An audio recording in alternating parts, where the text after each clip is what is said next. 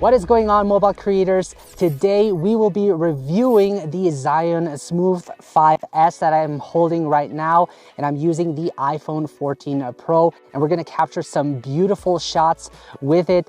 Currently I'm at zhlyun here in Switzerland with George. Of course, he's going to help me out. I'm actually going to make a video so that you guys know who he is. He's sitting on his chair while shooting this video, so big thanks to him as well for helping out in this video. It's a little bit cloudy and also windy, but we can definitely get some moody shots. Now, I know some of you might think, do you even need a gimbal? Even though the iPhone 14 Pro has action mode, which enhances the stabilization, you'll still be needing a gimbal because for complex moving shots, it won't be enough just using action mode. And action mode also has its downsides, as you will also need a lot of light in order to capture high quality action mode footage. Also, you can only record up to 2.8K. With that said, we will be looking at the Smooth 5S. I'll be testing it out, give you a real world example, and also show you the footages using the zhlyun app that is compatible with this gimbal, and also show you how I mount it and some of the features I like about this gimbal. So I'm quite excited to make this video and have you guys along with me. So with that said, let's get started. Now, first of all, the design of this gimbal is really nice. I like the white new design, and I like how all motors can be locked. As you can see here to the side, there's also a zoom and focus wheel, a large one, which allows you to precisely zoom using the zhlyun app. You also have different buttons that you can use. You can switch modes by just pressing the mode button, and you have a small display up here that indicates which mode you're in. You also have a record shutter button, which you can use either with the zhlyun app, but also with the default camera app on your iPhone, as well as Filmic Pro.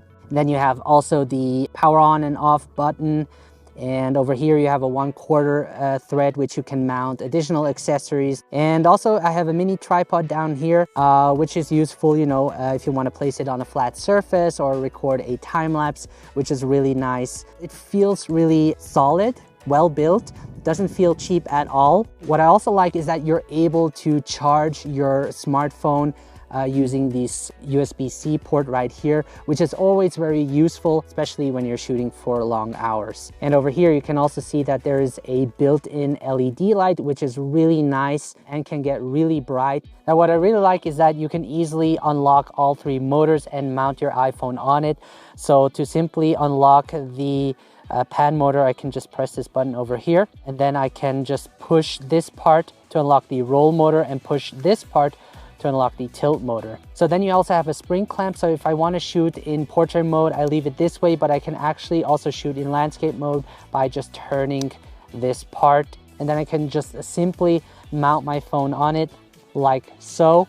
Really fast and simple. And then to balance your phone, you'll have to place your gimbal on a flat surface. It's not a perfect flat surface, but we can work with it.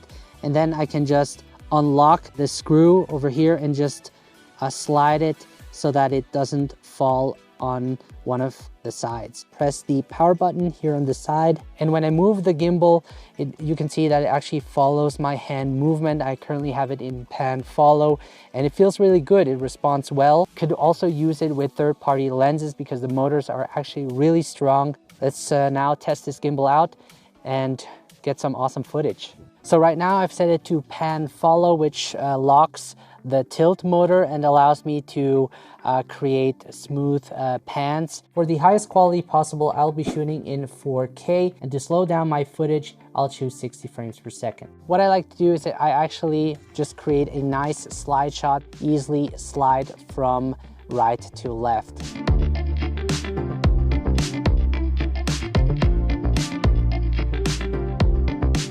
So I've now set it to lock mode, which locks all three motors. As you can see, it just keeps the focus point fixed, and I can use the joystick to actually adjust the framing. I'm gonna create a sort of jib shot, starting very low and then moving my body upwards while I'm in the lock mode. This way I can prevent, you know, the camera from moving when I create this shot.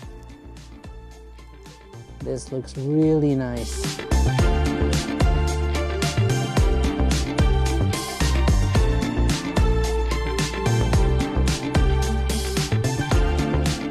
Now the next shooting mode is the follow mode, which I use most often because it only locks the roll motor but gives me the freedom to pan or tilt the camera. And for that, I like to use it when I create a rotation shot, for example, of George, where I orbit around him, which really looks dynamic. And also for other shots, if I want to maybe reveal a location, I can also start by tilting down and pushing up slowly, revealing the location. And there are really many ways you can create gimbal moves using the follow mode. That's why I use it, I would say 90% of the time. Now, in order to recenter your gimbal, just double press on the trigger button and it will do so. So another creative shot you can get with the Smooth 5S is by getting low to the ground with your camera. And you can do that by flipping the gimbal upside down slowly. And as you can see, you can get really low to the ground while holding onto the mini tripod and then creating a push forward shot, which will look really dynamic in your video.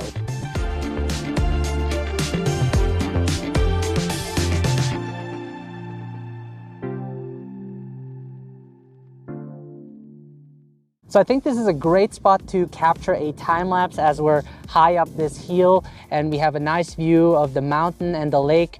And I'm probably going to point the camera more up towards the sky as we have some clouds moving. So I'm actually going to place the gimbal over here. And as you can see, the great part about having this mini tripod is that you can really place it on a flat surface. And then I'm actually going to set my composition. As you can see, I have the rule of thirds enabled, and I'm actually going to tilt it up so that I have more of the sky. Can capture time lapse with the gimbal if it's not too windy. It is a little bit windy outside right now, so there could be some shakes inside the video, but I think I can further stabilize it in post. So once I have that, I've set the resolution and frame rate to 4K, 25 frames per second. And then I make sure to tap hold on the screen to lock my focus and exposure. Now, one of the coolest modes is Vortex. So when I switch to Vortex, you'll see that the camera tilts upwards. And this allows me to hold the gimbal this way and use the joystick to rotate the camera, creating a sort of inception effect.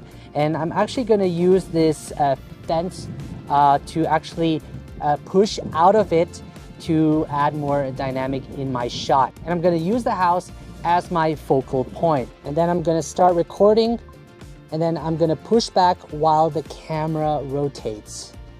I'm going to keep it centered all the time and move backwards. So this looks really awesome.